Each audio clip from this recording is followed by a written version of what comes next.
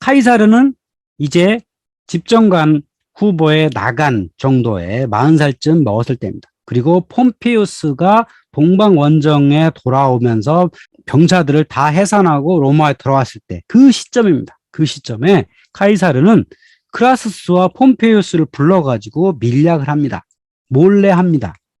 왜냐하면 이때까지는 여전히 원로원 힘이 강했고 이 세 사람은 두각을 나타내지 못했던 상황이다. 물론 폼페이우스는 아주 대단한 전쟁 사령관이었지만 그렇다고 해서 원로원을 좌지우지할 정도는 아니었습니다. 그때 카이사르 주관하에 이 둘을 모아가지고 밀약을 했는데 뭘 했냐면 각각의 원하는 바가 있었죠. 크라수스는 자신들의 친구들인 기사계급의 세금 계약을 삭감해달라. 그러니까 돈을 좀 줄여달라. 줄였으면 좋겠다. 이거고요. 이걸 법안을 통해서 막 이뤘으면 좋겠다는 거고. 자, 폼페이우스는 지금 한 5만 명의 제대군인들이 있어요. 이 제대군인들한테 토지가 있어야 된다.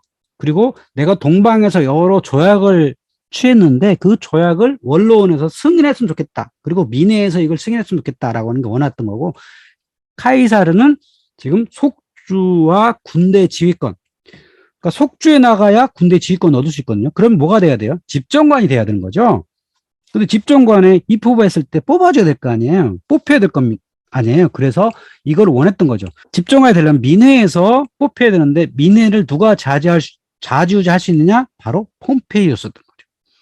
폼페이우스가 데리고 있었던 군인들, 이 사람들이 로마로 대거 몰려왔기 때문에 이 사람들이 민회에 와서 힘을 딱 쓰면 집정관이 될 수 있었거든요. 그래서 민회를 움직이고 원로원의 힘을 싹 빼가지고 자신들이 원하는 것을 얻으려고 했던 비밀연합이 이 삼두정치, 제1차 삼두정치였던 겁니다. 이 1차 삼두정치는 성공을 거둬요.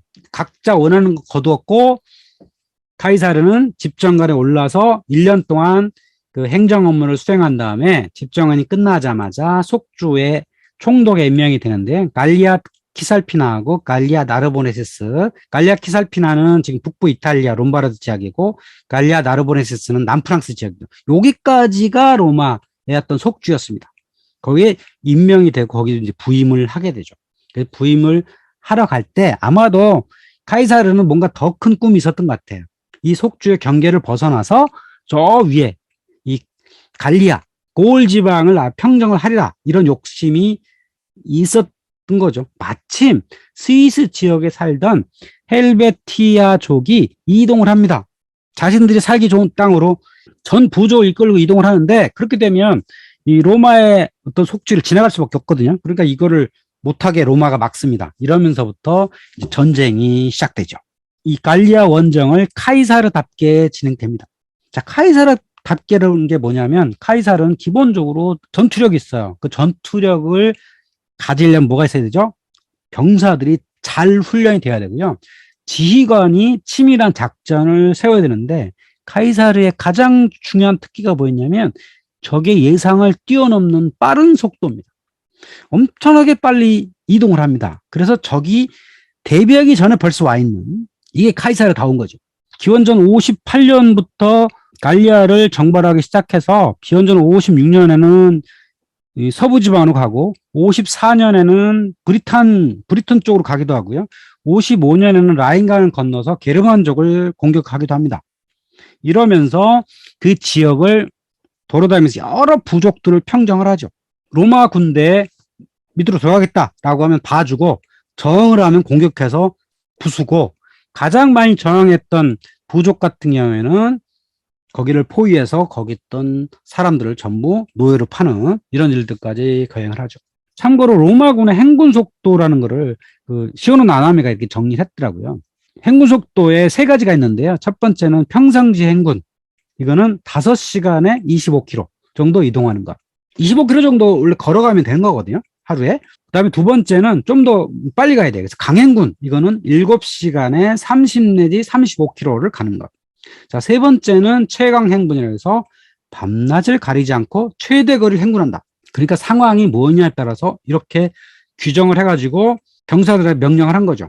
이번엔 최강 행군을 해야 된다. 3박 4일 동안 어디까지 가야 된다라고 하면 급속도로 이동을 해서 적의 코앞에까지 이동을 했던 거죠.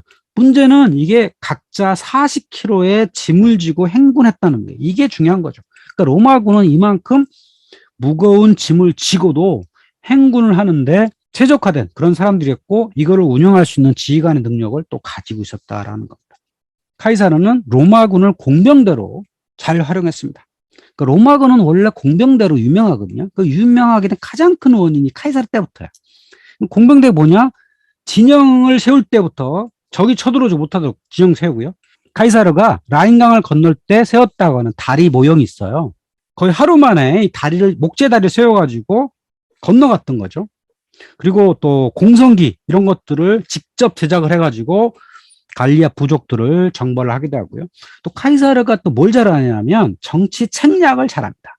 어떤 책략이냐?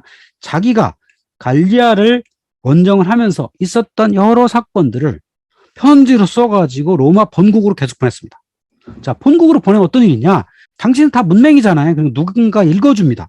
포로 로마노에서 저기 지금 갈리아 총독 카이사르가 하이드위족을 정벌했다. 이 이야기를 편지가 왔어요. 그럼 그 사람이 거기서 읽어주는 겁니다.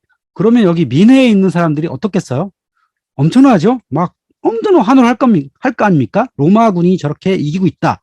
그러면 이 민해에 모였던 로마 시민들이 카이사르에 대한 지지, 이런 것들이 엄청나게 높아지는 거죠. 그래서 이것들을 모은 게 갈리아 전기예요. 그러니까 카이사르는 싸움도 잘했지만 이런 정치 책략에서도 아주 유능한 사람이었다라고 하는 겁니다. 이만큼 이게 중요한 게 뭔지를 알고 있었던 사람이라고 하는 거죠. 자, 이렇게 해서 카이사르가 업적을 세우고 있는 사이에 이 세 명이 다시 모였습니다. 루카라는 곳에서 모여가지고, 자, 다시 우리가 무엇을 또 얻을 거냐라고 해가지고 루카 회담을 여는데요. 이때 회담 열어서 얻고자 하는 목표가 있었을 거 아니에요. 크라수스와 폼페이우스는 기원을 55년에 집정관을 하자. 자, 집정관을 해야지 그 다음에 속주 총독이 될 수 있는 거예요. 그래야지 또 군단을 이끌 자격이 되는 거니까 집정관에 나가야 돼요. 근데 나가서 뽑혀야 되잖아요. 그러니까 민회를 잘 움직여야 되니까 셋이 모여가지고 민회를 어떻게 운영해가지고 집정관이 될 것이냐, 이런 거죠. 그 다음에 폼페이우스는 헤스파냐의 2개 속주의 총독이 된다. 그리고 크라수스는 시리아의 총독이 된다. 그리고 임기는 각각 5년이다. 당시는 뭐 길어야 2년? 뭐 이렇게 줬거든요. 그러니까 민회에서 그걸 결정을 해가지고 또 원로원의 추인을 통해서 이걸 했는데, 자, 5년으로 하자. 근데 두 사람만 이렇게 5년 하면 안 되니까 카이사르도 여기 맞춰가지고 4년을 추가로 연장을 해가지고 각자의 속주 총독이 되자라고 여기서 협약을 한 거죠. 그리고 군단은 각각 10개 군단씩 보유하자라고 밀약을 해가지고 나서 실제로 그 다음 해에 민회에서 이들이 원하는 대로 다 얻게 된 거죠.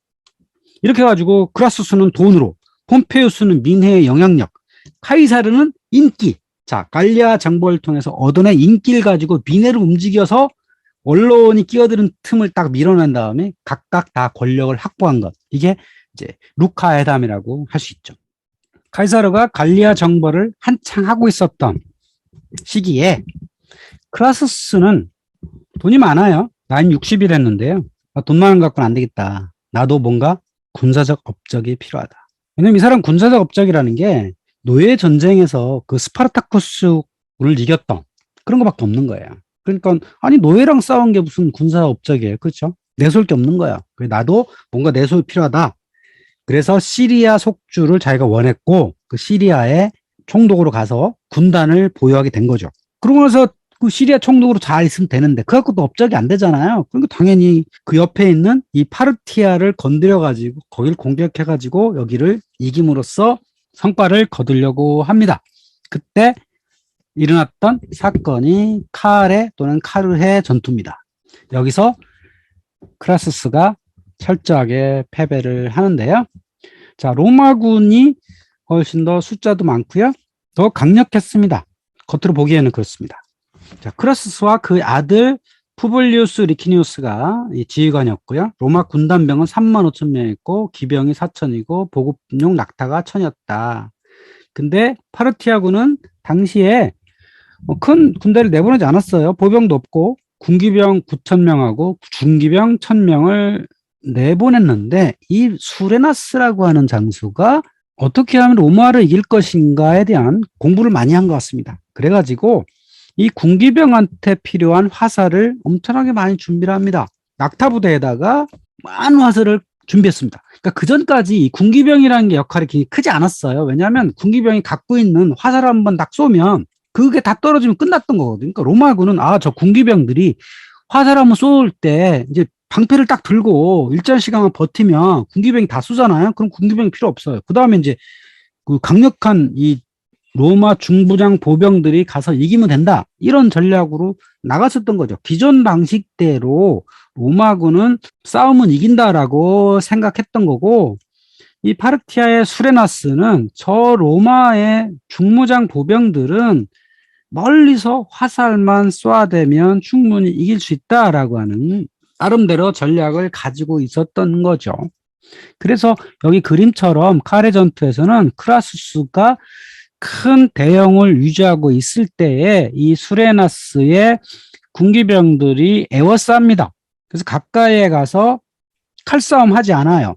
멀리서 화살만 엄청나게 쏴댔습니다. 그리고 화살이 떨어지면 낙타부대한테 가서 화살통을 들고 와서 또 싸우고, 이렇게 해가지고 결국은 이 카레 전투에서 크라수스가 패하고 크라수스도 죽게 되는데, 이 패전의 원인을 잘 따져보면 이렇습니다. 첫 번째는 크라수스가 지휘관으로서의 경험이 부족했다는 거죠. 제대로 된 전투를 경험해 본 적이 없다. 자, 두 번째는 잘못된 전쟁들을 선택했다는 겁니다. 욕심이 너무 많았어요. 이기려고 무조건 했기 때문에 자신이 유리한 지역을 선택을 했어야 되는데, 이 파르티아와 싸웠던 이 카레라는 곳은요, 사막지대예요. 아주 건조한 평원지대란 말이죠. 여기서 파르티아를 맞았던 것, 이게 큰 잘못이었던 거고, 또 훈련이 부족했어요. 크라수스가 제대로 지휘관 능력이 없다 보니까 신병들을 모아서 훈련을 잘 시켜서 했는데 그렇게 하지 못했다. 또 적에 대한 이해도 부족했다. 뭐 여러 가지가 욕심이 앞섰던 것 같습니다. 이로써 로마의 패전 중에서 유명한 패전이 등장을 하는데요. 재밌는 사건이 있어요. 자, 중국에 여기 란저우 부근에 융창인이라는 마을이 있는데, 이 마을 사람들은 1년에 한 번씩 축제를 합니다. 자, 무슨 축제를 하냐면 여기 사진에 보시면 이 융창에 사는 사람들이 얼굴이 이상하게 생겼어요. 물론 콧수염은 길렀겠지만 일단 코가 커요. 머리도 약간 노랗고요. 이 사람들이 이 마을을 이루고 살고 있는 겁니다. 자, 도대체 이 사람들은 어디서 온 사람들이냐? 이 사람들에 대한 다큐멘터리도 예전에 방영된 적이 있어요. 과연 이 사람들은 누구냐? 그래서 이 사람들을 한번 상상을 해본 거예요. 그 다큐멘터리에서. 그래가지고 이 사람들이 아마도 기원전 53년에 크라수스가 패했을 때 그 휘하의 병력 8,000명이 포로가 됐어요. 한 10,000명 정도가 파르티아의 포로가 돼가지고 오늘날의 아제르바이잔 지역에서 강제 노역을 하고 있었는데, 그들 중에 일부가 도망을 쳐가지고 여기로 온 게 아니냐라고 하는 추측이 있게 된 거죠. 자, 그러면 어떻게 이주를 하겠느냐? 크라수스가 여기서 패했습니다. 한 1만 명 정도가 포로가 됐고, 그 중에 일부가 중앙아시아 지역으로 도망쳐가지고, 그러니까 서쪽으로 가면 로마로 갈 수 있는데, 거기 가면 이 파르티아 땅이니까 도저히 갈 수는 없고, 동쪽이 비어있단 말이에요. 그래서 비어있는 곳으로 도망을 가서 이곳에서 아마도 용병이 되지 않았겠느냐라고 추측하는 거죠. 그러니까 용병이 되었다가 여기서 흉노족의 일원이 되고, 흉노족의 일원으로 중국 군대와 싸우다가 또 일부가 포로가 돼서 융창현으로 와서 살게 된 게 아니냐라고 하는 추측이 있게 된 거죠. 그러니까 크라수스의 패배로부터 이렇게 이어지는 상상을 해볼 수 있는 거죠. 자, 그렇게 크라수스는 패하고 이제 사라지게 된 거고요. 카이사르는 기원전 58년부터 51년까지 갈리아 정벌을 하게 되는데요. 그 갈리아 정벌의 마지막 사건이 이 알레시아 전투였습니다. 자, 8년 동안 갈리아를 정벌하다 보니까 어느 정도 평정이 돼 가요. 자, 그런데 이때 베르킨게토릭스라고 하는 젊은 장수가 등장을 합니다. 자, 이 사람은 갈리아 부족의 일원이었던 거죠. 근데 이 사람이, 이 젊은 장수가 보니까 로마군의 전법, 로마군의 약점을 알게 된 거예요. 그래서 로마군은 어떻게 하면 이길 수 있을지를 찾아낸 겁니다. 그게 뭐냐면 로마군은 현지에서 군량을 조달해야 돼요. 이탈리아에서 보급을 해주지 않아요. 그러니까 현지에서 조달해가지고 군량 조달을 해야 되니까 저 군량만 못하게 막으면 로마군이 이길 수 있다라고 많은 부족들을 설득을 합니다. 여러 부족장들을 설득해가지고 그들을 규합을 해요. 그리고 로마군이 머물 만한 장소에서 아주 그 지역을 초토화시킵니다. 그럼으로써 꽤 나름대로 성공한 전략을 세워서 성과를 거둬요. 그래서 1년 가까이 이제 치열하게 싸웁니다. 자, 그러다가 알레시아로 집결합니다. 베르킨게토루스가 거느렸던 8만 명의 군대를 이끌고 알레시아 언덕으로 집결해서 여기서 마지막 결전을 하자라고 생각하고 모인 겁니다. 그럼 왜 알레시아였느냐? 이곳이 갈레아 부족들의 성지였기 때문에 그곳을 중심으로 이 여러 부족을 모아가지고 로마군과 싸우려고 생각했던 거죠. 그래가지고 8만 명이 모인 다음에 이 중에 대부분이었던 기병들한테 자기 부족으로 돌아가라. 자기 부족으로 가서 메시지를 전해라. 라고 얘기를 한 겁니다. 우리가 지금 알레시아 성지에서 로마군한테 포위가 될 거니 너희들이 가서 자기 부족들을 데리고 와서 로마군하고 싸우자라고 구원 요청하도록 보냅니다. 자, 그 상태에서 로마군은 이 알레시아 언덕을 포위했습니다. 이때 로마군은 보병과 기병을 포함해서 5만 명이었고요. 갈리아인들은 언덕에 8만 명이 있었습니다. 이때 율리우스 카이사르는 저 언덕 중간에 있는 여기 베르킨게토루스 에워사는 자주색 포위망을 쌌어요. 그러니까 방책을 나무를 다 잘라가지고 방책을 세웠습니다. 자, 그랬는데 저들이 외부에서 또 많은 구원군이 올 거다라고 예측을 하고 이중 포위 방책을 또 쌌습니다. 이 그림 보시면 자주색 방책이 있죠? 그리고 바깥에 또 남색 방책이 이렇게 있습니다. 그 사이에 이 까만 점으로 된 게 로마군입니다. 자, 로마군이 저렇게 이중 방책의 사이에서 안팎으로 적과 싸우려고 계획을 세운 겁니다. 이건 인간이 살았던 역사의 유일무이한 사례입니다. 안으로는 언덕을 포위하고 밖으로는 밖에서 쳐들어오는 적을 맞아 싸웠던 이중 포위 방벽. 율리우스 카이사르가 얼마나 창의적인 사람인지를 알 수가 있죠. 그리고 실제로 외부에서 26만 명이나 되는 갈리아 부족들이 쳐들어왔어요. 그것을 이 방책을 두고 안팎에서 싸웁니다. 무려 사흘 동안이나 싸우게 됩니다. 카이사르란 영화에 이 장면이 등장합니다. 여기서 승리를 하죠. 왜 승리하냐? 당연히 카이사르의 대단한 지략. 거의 8년 동안이나 갈리아에서 싸웠기 때문에 어떻게 하면 갈리아군이 이겼을지 잘 알게 되고요. 또 카이사르는 이 5만 명을 지휘하다 보면 다 모든 상황에 대처할 수 없잖아요. 각 부대 지휘관들이 임기응변을 잘할 수 있는 현장 대응 능력이 완벽하게 갖춰져서 이 갈리아에서 베르킨게토루스를 물리치게 된 사건이죠. 자, 여기서 등장하는 사람 베르킨게토루스, 불어 발음으로는 베르생제토릭스라고 하는 인물입니다. 자, 이 사람은 갈리아 아르베니족의 부족장이었는데요. 어쨌든 대단한 율리우스 카이사르에 대적해서 한 판을 붙었던 이런 사람이고요. 19세기 중반에 이르러서 프랑스의 민족주의자들은 그를 프랑스의 시조라 주장하기도 했습니다. 지금도 이 사람은 시조로 모시진 않아요. 어쨌든 프랑스에서 최초로 등장했던 카이사르에 대항했던 그런 장수였던 건 분명하죠.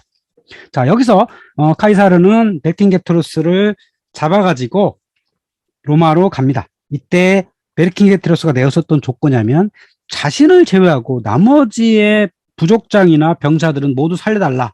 그러면 내가 항복하겠다. 이렇게 해가지고 카이사르는 기꺼이 오케이 합니다. 그러니까 다른 장수들 같은 경우에는 이런 얘기를 들어주지 않습니다. 대부분 어떤 적을 이기게 되면 거기에 병사들은 모두 죽이고 여자와 아이들은 노예로 파는 게 기본적인 당시의 관행이었는데 카이사르는 그렇게 하지 않았어요.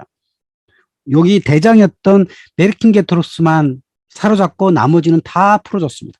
그래서 이 이후에 어떻게 되냐면 이 갈리아가 율리우스 카이사르의 클리엔테스가 됩니다. 카이사르라고 하는 사람한테 푹 빠지게 돼요. 이렇게 적장도 감탄을 시키는 이런 사람이었던 겁니다. 그래서 이때부터 카이사르의 평정된 갈리아가 나온 겁니다. 자, 갈리아는 이때부터 로마 영역이 되었고요. 수많은 부족으로 나누어서 있었던 이 땅이 이때부터 로마화가 되고요. 물론 실제로 이 전쟁을 통해서 거의 100만 명 이상이 사망을 했고 100만 명 정도가 노예가 됐다고 합니다. 원래 로마의 장군들은 거기 현장에 나가서 전쟁이 이기면 그 전리품을 가지고 그 돈을 챙기잖아요. 그 전리품으로 병사들한테 월급도 줘야 되고 병사들한테 승리 보너스도 줘야 될 거 아니에요. 근데 이 서방 지역은 그런 게 없어요. 워낙 미개하고 척박한 땅이어서 먹을 게 없었단 말이죠. 그래도 이 카이사르는 돈을 챙겨야 될 거 아니에요. 이 사람 빚도 많아요. 크레스스한테 빚도 갚아야 되고, 그래서 카이사르가 이때 챙겼던 건 바로 노예. 100만 명의 노예를 잡아서 팔게 되었던 거죠. 그러면 이 군대에는 누가 따라다닌다 그랬죠? 예, 상인들이 따라다닙니다. 상인들이 군대에 보급품도 제공하고, 식량도 팔고, 뭐 군복도 팔고, 뭐 칼 같은 게 부러지면 새로운 칼 팔기도 하고, 그러면 군인들은 이 노예들을 잡아서 그 상인들한테 넘겨주면 이제 대가가 되는 거죠. 그래서 이런 경우에는 이 대장이 병사들한테 노예 한 명씩 이렇게 줘요. 그 전리품으로. 그러면 병사는 그 노예를 가지고 자기가 대리도 수는 없잖아요. 그러면 그 노예를 따라다니는 상인들한테 파는 거죠. 노예 하나 주고 뭐 칼 몇 개, 갑옷 이렇게 바꾸기도 하고 이렇게 해가지고 이 노예들이 이제 그 이탈리아로 와서 노예 시장에 가서 팔리게 되는 뭐 이렇게 되는 거죠. 자, 이때부터 게르만 그리고 갈리아 출신 기병이 로마군의 주력 부대가 됩니다. 왜냐하면 이들은 어릴 때부터 말을 탔기 때문에 이탈리아에 사는 로마 사람들보다 훨씬 말을 잘 탔고 특히 게르만 사람들은 체격이 좋았기 때문에 기병으로서 훌륭하게 역할을 했거든요. 그래서 이렇게 카이사르한테 점령당한 게르만과 갈리아 사람들은 거의 300년 동안 로마의 확실한 일원이 되었고 이곳은 오랫동안 평화를 누리게 됩니다.